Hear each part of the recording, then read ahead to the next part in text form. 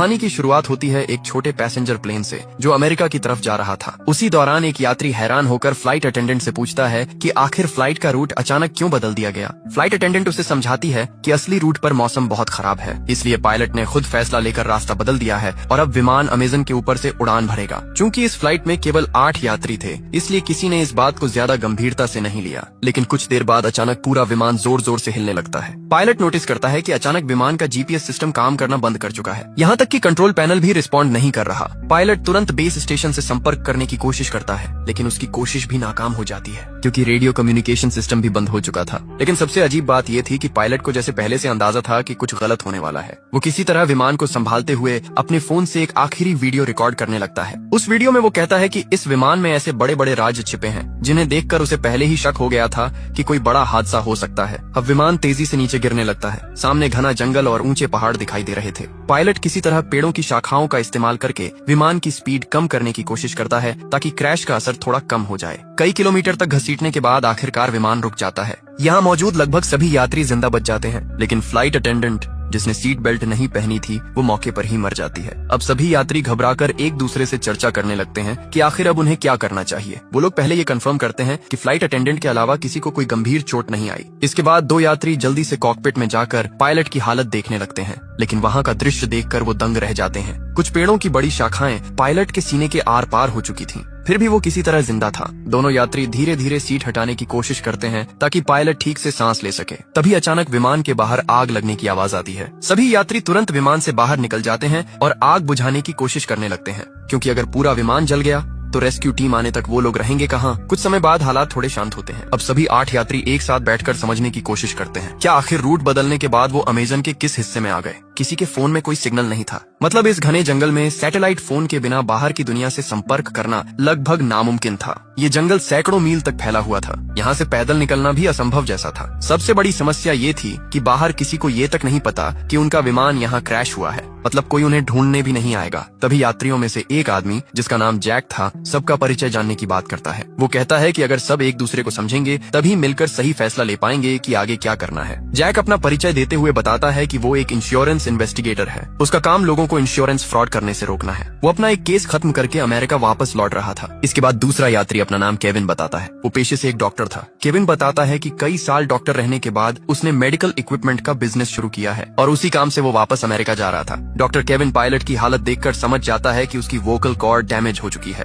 इसलिए वो बोल नहीं पा रहा। लेकिन वही इकलौता इंसान था जो शायद उन्हें यहाँ से बाहर निकाल सकता था, इसलिए उसे हर हाल में बचाना जरूरी था। इसके बाद तीसरी यात्री अपना नाम क्रिस्टी बताती है। वो कहती है कि उसे दुनिया घूमना पसंद है और वो अपने ट्रैवल वीडियो सोशल मीडिया पर पोस्ट करती है, लेकिन जब उससे उसके अतीत के बारे में पूछा जाता है तो वो कुछ भी बताने से मना कर देती है। चौथा यात्री था कार्लोस। वो एक रेसलर था और मूल रूप से मेक्सिको का रहने वाला था। वो एक फाइटिंग प्रतियोगिता में हिस्सा लेने अमेरिका जा रहा था। इसके बाद एक युवा कपल अपना परिचय देता है। उनका नाम था डैनी और एमी। वो बताते हैं कि उनकी हाल ही में शादी हुई है और वो हनीमून के लिए अमेरिका जा रहे थे। आखिर में बचते हैं एक मिडिल एज कपल, डेविड और लीसा। वो अमेरिका के एक छोटे शहर में होटल चलाते थे, लेकिन डेविड की हार्ट सर्जरी के लिए वो बाहर जा रहे थे। इस तरह सभी लोग एक दूसरे के बारे में थोड़ा बहुत जान लेते हैं। अब उनके साथ था घायल पायलट जो बोलने की हालत में नहीं था। तभी जैक सबको सुझाव देता है कि सबसे पहले विमान में बचा सारा खाना और पानी इकट्ठा करके राशन की तरह बांटना चाहिए ताकि उन्हें पता चल सके कि वो कितने दिन तक जिंदा रह सकते हैं। वो लोग चेक करते हैं और पता चलता है कि खाना और पानी ज्यादा से ज्यादा 3 दिन तक चल सकता है। इसके बाद जैक कहता है कि अगर बारिश या तूफान आया तो उन्हें विमान के अंदर शरण लेनी पड़ सकती है, इसलिए फ्लाइट अटेंडेंट की बॉडी को बाहर कहीं दूर रखना होगा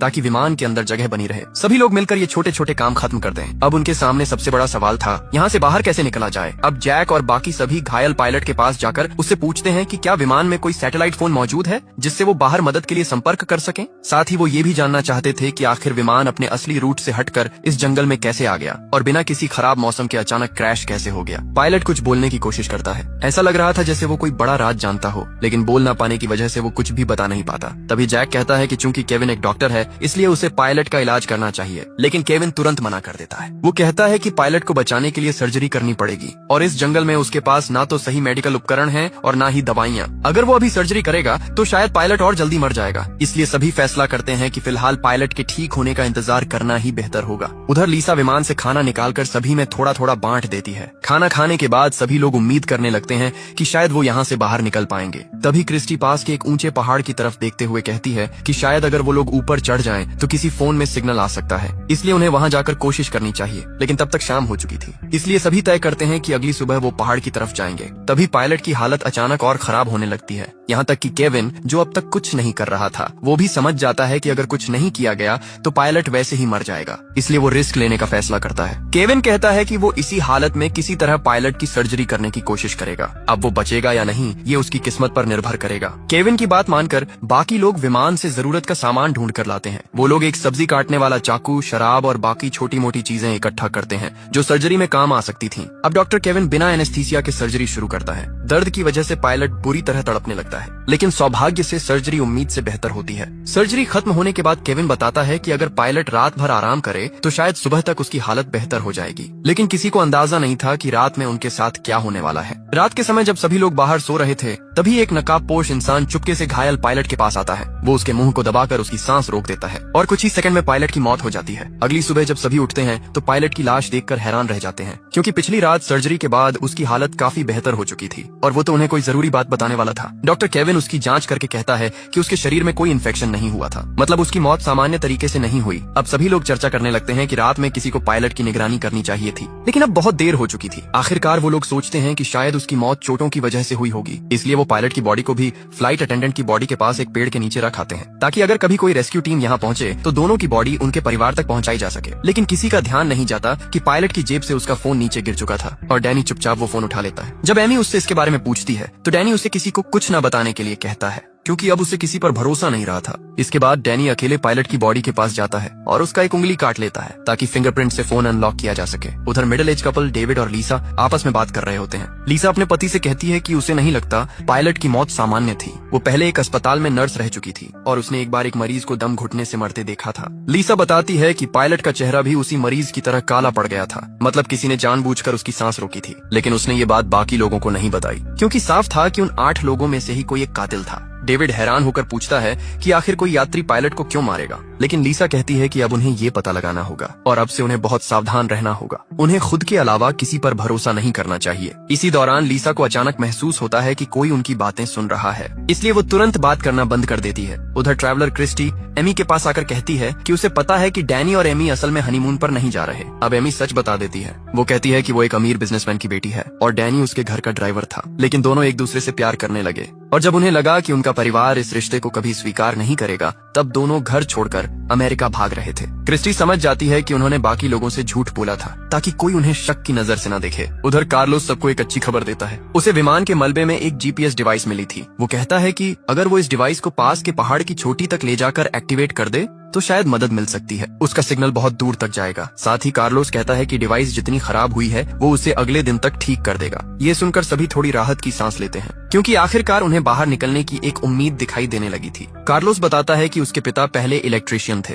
और उसने उन्हीं से ये सब काम सीखा था, लेकिन वो खुद एक फाइटर बनना चाहता था, इसलिए उसने अपने पिता का काम छोड़ दिया। तभी जैक कहता है कि ठीक है, आज कार्लोस जीपीएस डिवाइस ठीक करेगा और कल सुबह सभी पहाड़ पर चढ़कर उसे एक्टिवेट करेंगे। लेकिन तभी लीसा एक बुरी खबर देती है। वो बताती है कि उनका खाना चोरी हो गया है। हालांकि उन्हें यहाँ फंसे सिर्फ एक दिन हुआ था। जो खाना 3 दिन तक चलना था वो लगभग खत्म हो चुका था। अब जैक और क्रिस्टी तुरंत विमान के अंदर जाकर जांच करने लगते हैं कि आखिर खाना किसने चुराया। उन्हें समझ आ जाता है कि किसी ने जानबूझकर राशन खत्म किया है। इसी दौरान जैक नोटिस करता है कि क्रिस्टी बहुत प्रोफेशनल तरीके से जांच कर रही है। तब वो कहता है कि वो कोई साधारण ट्रैवलर नहीं हो सकती, क्योंकि आम इंसान इस तरह जांच नहीं करता। तब आखिरकार क्रिस्टी सच बताती है। वो असल में एक रिपोर्टर थी जो अलग अलग देशों में जाकर गैंग्स और अपराधियों का पर्दाफाश करती थी। इसीलिए उसने अपने बारे में झूठ बोला था ताकि अगर यात्रियों में कोई अपराधी हो तो वो उस पर हमला न करे। मतलब वहाँ मौजूद हर इंसान अपने अतीत के बारे में कुछ न कुछ छिपा रहा था। अब क्योंकि उनके पास खाने और पानी की कमी हो चुकी थी, इसलिए कार्लोस को जीपीएस डिवाइस ठीक करने के लिए छोड़कर बाकी सभी लोग जंगल में खाने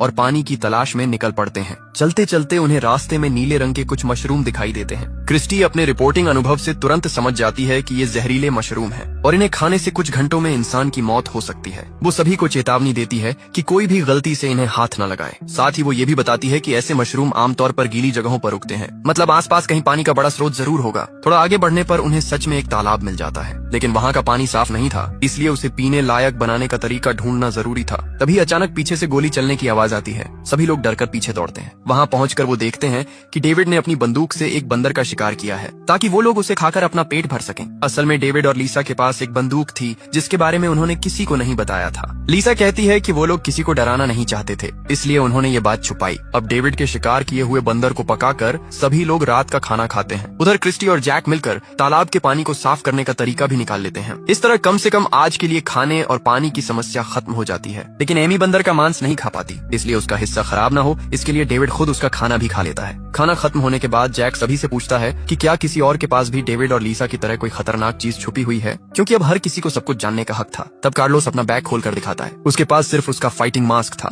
जो उसकी फाइटर पहचान को रिप्रेजेंट करता था। साथ ही वो कहता है कि कल वो लोग जीपीएस डिवाइस के जरिए मदद के लिए सिग्नल भेज देंगे, इसलिए फिलहाल उन्हें एक दूसरे से डरने की जरूरत नहीं है। लेकिन उसी रात जब सभी लोग सो रहे थे, अचानक डेविड की तबीयत खराब होने लगती है और दूर अंधेरे में कोई इंसान छिपकर ये सब देख रहा था। अब वही रहस्यमयी इंसान अपना सैटेलाइट फोन निकालता है और किसी लड़की को कॉल करता है। वो कहता है कि उनका प्लान अब तक पूरी तरह सफल रहा है और वो इसे और तेजी से आगे बढ़ाएगा। मतलब उन यात्रियों में से किसी एक के पास सैटेलाइट फोन मौजूद था, लेकिन उसने जानबूझकर उसे सबसे छुपा रखा था और शायद वही शुरू से ये सब कर रहा था। लेकिन क्यों, ये अभी भी एक बड़ा रहस्य था। अगली सुबह सभी लोग लीसा के रोने की आवाज सुनकर जागते हैं, क्योंकि रात में डेविड की मौत हो चुकी थी। डॉक्टर केविन उसकी जांच करके बताता है कि उसके मुंह से झाग निकल रहा है, मतलब उसे फूड पॉइजनिंग हुई थी और शायद उसे वही जहरीले मशरूम खिलाए गए थे जो उन्होंने पिछले दिन जंगल में देखे थे। ये सुनते ही लीसा गुस्से में आ जाती है। वो सभी पर चिल्लाने लगती है कि उनमें से कोई एक इंसान सबको एक एक करके मार रहा है, लेकिन अब तक किसी को ये समझ नहीं आ रहा था कि आखिर कोई ऐसा क्यों करेगा। इन 8 लोगों में से तो कोई भी एक दूसरे को पहले से जानता तक नहीं था। तब लीसा सभी को बताती है कि पायलट की मौत भी सामान्य नहीं थी।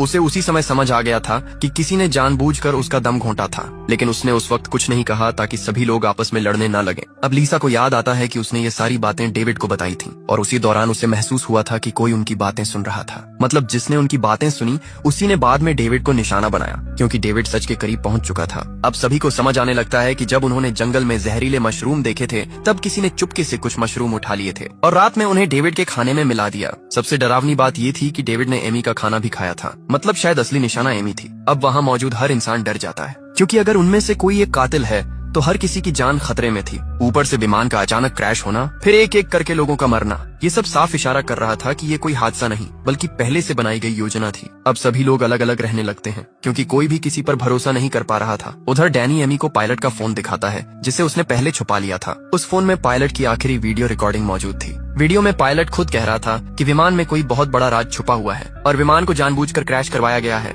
डैनी और एमी वो वीडियो बाकी सभी को भी दिखा देते हैं। अब सभी पूरी तरह यकीन कर लेते हैं कि यहाँ सच में कोई बड़ा खेल चल रहा है और पिछले दोनों लोगों की मौत महज हादसा नहीं थी। इसी दौरान कार्लोस बताता है कि उसने आखिरकार जीपीएस डिवाइस ठीक कर ली है। अब उन्हें सिर्फ पहाड़ की चोटी तक पहुंचकर उसे एक्टिवेट करना था, लेकिन अब कोई किसी पर भरोसा नहीं कर रहा था, क्योंकि अगर असली कातिल उनके बीच मौजूद था तो वो कभी नहीं चाहेगा कि मदद पहुंचे। अगर जीपीएस चालू हो गया तो सभी लोग यहाँ से बच निकलेंगे। अब सभी चर्चा करने लगते हैं कि पहाड़ पर कौन जाएगा और कौन नीचे कैंप की सुरक्षा करेगा। आखिरकार जैक कहता है कि वो नीचे रहकर कैंप संभालेगा, जबकि कार्लोस, डॉक्टर केविन और क्रिस्टी पहाड़ पर जाकर जीपीएस डिवाइस इंस्टॉल करेंगे। तीनों लोग अब डिवाइस लेकर पहाड़ की तरफ बढ़ने लगते हैं। उनका प्लान साफ था, अगर उनमें से कोई एक कातिल निकला तो बाकी 2 लोग मिलकर उसे संभाल लेंगे। उधर चढ़ाई के दौरान कार्लोस च्यूइंग गम चबाने लगता है। तभी क्रिस्टी उसके गम के रैपर को देखकर समझ जाती है कि ये उसी खाने का हिस्सा था जो पहले चोरी हुआ था, मतलब खाना कार्लोस ने चुराया था। अब क्रिस्टी के मन में शक पैदा होने लगता है कि शायद वही असली कातिल भी हो सकता है, लेकिन वो अभी किसी को कुछ नहीं बताती। वो चुपचाप कार्लोस पर नजर रखने लगती है।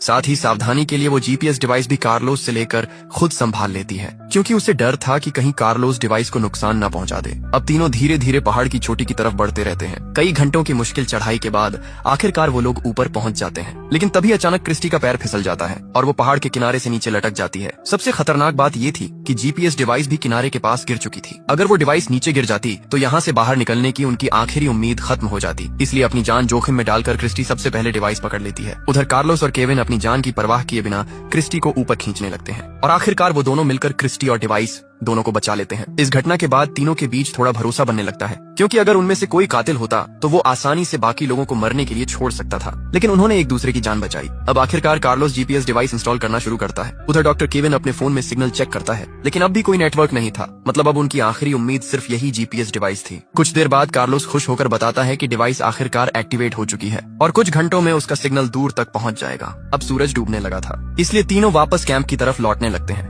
उधर नीचे कैंप में मौजूद बाकी लोग अब एक दूसरे पर बिल्कुल भरोसा नहीं कर पा रहे थे, लीसा अपनी बंदूक लेकर जैक को दूर रहने के लिए कहती है, क्योंकि अपने पति की मौत के बाद अब उसे हर इंसान पर शक होने लगा था। उधर डैनी भी एमी पर गुस्सा करने लगता है। वो एमी से कहता है कि अब से वो किसी और से बात नहीं करेगी और हर चीज वही संभालेगा। लेकिन अब एमी खुद डैनी पर शक करने लगी थी। उसे लगने लगा कि शायद उसने अपने ड्राइवर के साथ भागकर बहुत बड़ी गलती कर दी, क्योंकि वो डैनी के अतीत के बारे में कुछ भी नहीं जानती थी। वो सिर्फ प्यार में अंधी होकर उसके साथ भाग आई थी और अब इस जंगल में एक एक करके लोग मर रहे थे। एमी की बातें सुनकर डैनी गुस्से में चिल्लाने लगता है। वो कहता है कि अगर वो ना होता तो एमी अब तक मर चुकी होती। डैनी का ये रूप देखकर एमी डर जाती है, क्योंकि उसने पहले कभी उसे इतना गुस्से में नहीं देखा था। अब उसे अपने फैसले पर पछतावा होने लगता है। इसी बीच नीचे मौजूद चारों लोग एक दूसरे को शक की नजर से देखते रहते हैं। कुछ देर बाद पहाड़ से लौटकर कार्लोस, केविन और क्रिस्टी वापस कैंप पहुंचते हैं। वो बताते हैं कि जीपीएस डिवाइस सही तरीके से एक्टिवेट हो चुकी है और अगर किस्मत अच्छी रही तो अगले दिन तक कोई न कोई रेस्क्यू टीम वहां पहुंच जाएगी। अब बचे हुए 7 लोग अजीब खामोशी में रात का खाना खाते हैं।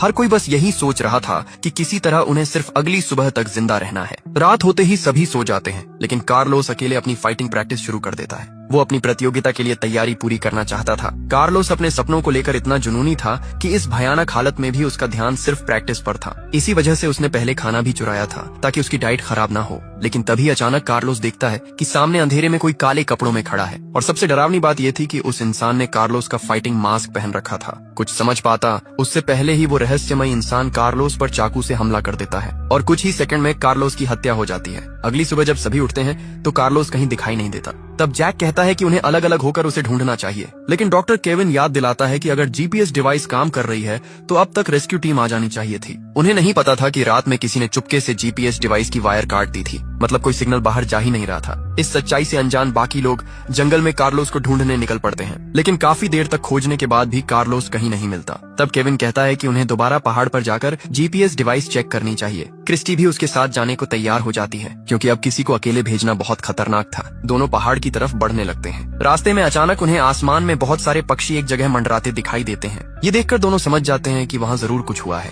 इसलिए वो पहाड़ की तरफ जाने के बजाय उसी दिशा में बढ़ने लगते हैं और वहाँ पहुंचकर उनका दिल दहल जाता है, क्योंकि वहाँ कार्लोस की लाश पड़ी थी। किसी ने पिछली रात उसकी हत्या करके उसकी बॉडी वहाँ फेंक दी थी। अब केविन और क्रिस्टी वापस कैंप लौटते हैं और बाकी लोगों को बताते हैं कि उन्होंने एक और साथी खो दिया है। अब सभी का शक सीधे डैनी और एमी पर जाने लगता है, क्योंकि पिछली रात कार्लोस उन्हीं दोनों के सबसे पास सोया था। हालांकि डैनी समझाने की कोशिश करता है कि वो ऐसा क्यों करेगा, लेकिन अब हर किसी के दिमाग में एक ही सवाल घूम रहा था, अगर उनमें से कोई एक कातिल है तो आखिर उसका मकसद क्या है? वो एक एक करके सबको क्यों मार रहा है? तभी लीसा बताती है कि पिछली रात उसकी बंदूक की सारी गोलियां चोरी हो गईं। उसके पास अब सिर्फ एक आखिरी गोली बची थी जो उसकी जेब में थी। ये सुनकर केविन कहता है कि जब उसने डैनी का इलाज किया था तब उसने उसकी पीठ पर एक टैटू देखा था, और ऐसा टैटू आमतौर पर गैंग के लोग बनवाते हैं, मतलब डैनी किसी गैंग से जुड़ा हो सकता है। ऊपर से एमी भी उसके अतीत के बारे में कुछ नहीं जानती थी, इसलिए शक और बढ़ जाता है। लेकिन डैनी कहता है कि वो टैटू उसने खुद नहीं बनवाया था, उसे झूठे केस में जेल भेजा गया था और वहाँ गैंग के लोगों ने जबरदस्ती उसके शरीर पर वो टैटू बना दिया। वो कहता है कि जेल से निकलने के बाद उसने अपनी जिंदगी बदलने की कोशिश की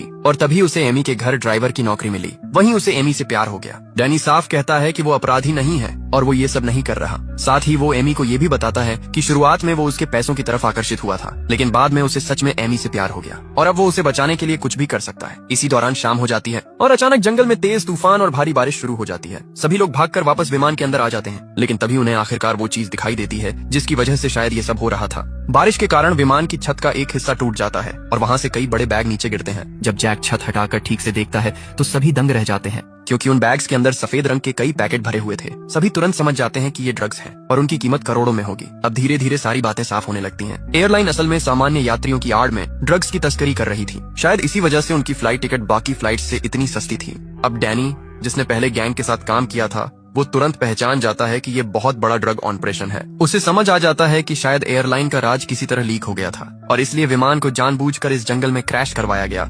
अब सभी ये समझ जाते हैं कि उनके बीच मौजूद कातिल शायद इन ड्रग्स पर कब्जा करना चाहता था, लेकिन फिर भी कई सवाल बाकी थे। अगर मकसद सिर्फ ड्रग्स हासिल करना था तो फिर बाकी लोगों को मारने की क्या जरूरत थी? इसी बीच अचानक एमी डरकर विमान से बाहर भाग जाती है। उसे लगता है कि जिसने भी ये सब किया है वो अब उन्हें भी मार देगा। तब डैनी तुरंत उसके पीछे भागता है। उधर केविन कहता है कि किसी को अकेले बाहर नहीं जाना चाहिए। इसके बाद लीसा भी बंदूक लेकर एमी को ढूंढने बाहर निकलती है। बाहर तेज बारिश और तूफान की वजह से कुछ भी साफ सुनाई नहीं दे रहा था। लीसा जंगल में एमी को ढूंढ रही होती है, तभी पीछे से वही रहस्यमयी कातिल उस पर हमला कर देता है। वो चाकू से लीसा पर कई वार करता है। मरने से पहले लीसा उसकी नकाब हटाने की कोशिश करती है ताकि उसका चेहरा देख सके, लेकिन वो सफल नहीं हो पाती और कुछ ही पलों में लीसा की भी मौत हो जाती है। अगली सुबह जब बाकी लोग लीसा की लाश देखते हैं तो सभी पूरी तरह टूट जाते जाते हैं। उन्होंने लाख कोशिश की, लेकिन कातिल बार बार किसी न किसी को मार रहा था। अब वहाँ मौजूद हर इंसान दूसरे पर शक करने लगता है, लेकिन किसी के पास कोई पक्का सबूत नहीं था। तभी अचानक क्रिस्टी अपनी बंदूक जैक की तरफ तान देती है। वो कहती है कि उसे जैक के सामान से लीसा की बंदूक की चोरी हुई गोलियां मिली हैं, मतलब जैक ही असली कातिल हो सकता है। लेकिन क्रिस्टी के पास सिर्फ यही सबूत नहीं था, उसे जैक के बैग से एक सैटेलाइट फोन भी मिला था। अब क्रिस्टी पूरी तरह यकीन कर चुकी थी कि जैक ही ये सब कर रहा है। हालांकि जैक खुद को बेगुनाह बताता है। वो कहता है कि हाँ, उसने लीसा की बंदूक से गोलियां निकाली थीं, लेकिन उसने ऐसा इसलिए किया क्योंकि उसे लगा था कि लीसा ही कातिल है। वो सिर्फ बाकी लोगों की सुरक्षा चाहता था, लेकिन सैटेलाइट फोन उसका नहीं था। जैक कहता है कि असली कातिल ने ही उसे फंसाने के लिए वो फोन उसके बैग में रखा है। तभी केविन जल्दी से कहता है कि उन्हें उस सैटेलाइट फोन से तुरंत मदद मांगनी चाहिए, लेकिन क्रिस्टी बताती है कि वो पहले ही कोशिश कर चुकी है। फोन में एक पासवर्ड लगा हुआ है और बिना पासवर्ड के वो इस्तेमाल नहीं हो सकता। अब क्योंकि फोन जैक के बैग से मिला था, इसलिए सभी को लगता है कि पासवर्ड सिर्फ जैक को ही पता होगा। लेकिन जैक बार बार कहता है कि फोन उसका नहीं है और उसे कोई पासवर्ड नहीं पता। अब डैनी गुस्से में जैक पर हमला कर देता है, लेकिन केविन उसे रोकते हुए कहता है कि अगर उन्होंने जैक को मार दिया तो फिर फोन कभी अनलॉक नहीं होगा और तब वो लोग यहाँ से बाहर नहीं निकल पाएंगे। इसलिए फिलहाल जैक को जिंदा रखना जरूरी था। इसके बाद वो लोग जैक को बांध देते हैं। अब बचे हुए 4 लोग फैसला करते हैं कि किसी को जैक से सच उगलवाना होगा और आखिरकार ये जिम्मेदारी डॉक्टर केविन को दी जाती है। केविन जैक के पास जाकर एक बार फिर उससे पासवर्ड पूछता है, लेकिन जैक फिर वही कहता है कि उसे कुछ नहीं पता। अब मजबूर होकर केविन उसे टॉर्चर करना शुरू कर देता है। वो उसके नाखून उखाड़ने लगता है। उधर उसी समय क्रिस्टी, डैनी और एमी पहाड़ पर लगे जीपीएस डिवाइस को चेक करने निकलते हैं। वहाँ पहुंचकर वो लोग देखकर दंग रह जाते हैं, क्योंकि किसी ने जीपीएस डिवाइस की वायर निकाल दी थी। मतलब इतने समय से कोई सिग्नल बाहर जा ही नहीं रहा था। अब क्रिस्टी जल्दी से वायर वापस जोड़ती है और आखिरकार जीपीएस डिवाइस दोबारा चालू हो जाती है। अब उनकी लोकेशन अमेरिका तक पहुंच जाती है, जहां लोग कई दिनों से उस लापता विमान को खोजने की कोशिश कर रहे थे। लेकिन समस्या ये थी कि लोकेशन अमेजन जंगल के उस हिस्से में थी जो अमेरिका की सीमा के बाहर आता था। ऊपर से एयरलाइन भी अमेरिकी रजिस्टर्ड नहीं थी, इसलिए अमेरिकी सेना वहां सीधे नहीं जा सकती थी। इसी दौरान एक सरकारी इन्वेस्टिगेटर जिसका नाम क्लेयर था, एयरलाइन के ऑफिस पहुंचती है। वो कंपनी के खिलाफ जांच शुरू करने का आदेश देती है, क्योंकि उनका एक विमान कई दिनों से गायब था और कंपनी ने इस बारे में किसी को कोई जानकारी नहीं दी थी। लेकिन एयरलाइन की मैनेजर कोरा मुस्कुराते हुए कहती है कि वो आराम से जांच कर सकती है, क्योंकि विमान अमेरिका के बाहर क्रैश हुआ है और वहाँ सिर्फ मैक्सिकन आर्मी ही जा सकती है। इसी दौरान एक बड़ा खुलासा होता है। वो इन्वेस्टिगेटर क्लेयर असल में जैक की पत्नी थी और जैक एयरलाइन के खिलाफ एक गुप्त मिशन पर गया था। वो इस पूरी ड्रग तस्करी की जांच कर रहा था, इसीलिए क्लेयर अब उसे ढूंढने की कोशिश कर रही थी। इस खुलासे के बाद एक बात साफ हो जाती है, जैक असली कातिल नहीं हो सकता। लेकिन जंगल में मौजूद बाकी लोग अभी भी उसी पर शक कर रहे थे। उधर जंगल में क्रिस्टी अकेले जैक के पास आती है। अब उसे भी लगने लगा था कि शायद जैक को फंसाया जा रहा है। जैक उसे समझाता है कि अगर वो सच में कातिल होता